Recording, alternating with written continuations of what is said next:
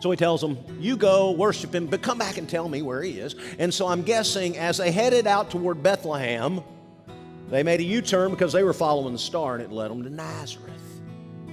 Most likely, Jesus could have been anywhere from 12 days to 2 years old. We don't know, all right? But sometime in that 2-year period, they would have visited him. They would have come to Nazareth, bowed down, worshiped him, offered him gifts of gold, frankincense, and myrrh, which hardly seem appropriate for a baby, right? You would have brought diapers and wipes and baby food, right? Something like that, formula, rattlers, bath toys, that sort of thing. But anyway, these gifts themselves are steeped in symbolism.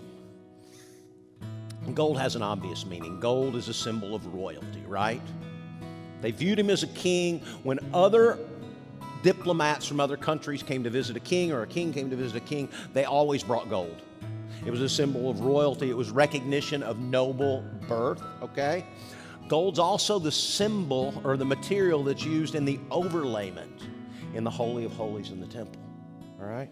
Where the sacrifice of atonement takes place. So gold is kind of an obvious one. Frankincense. We don't much use frankincense anymore, but frankincense is an expensive spice or sap. It would have been burned as incense. But because of its value, very expensive, common people would not have had access to frankincense, all right?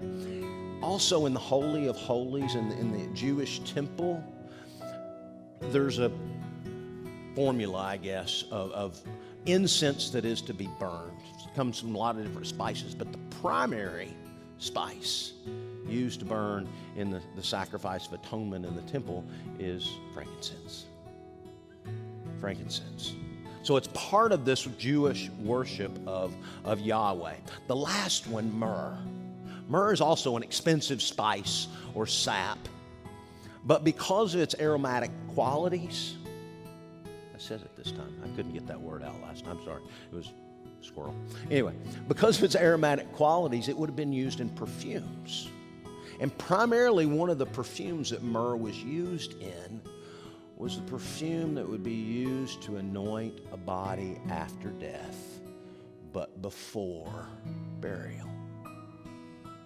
The gift of myrrh was a foreshadowing of the ancient prophecy of why this Messiah came as a sacrifice, as a Savior for people. It was a foreshadowing of what was to come, the purpose of Jesus' life.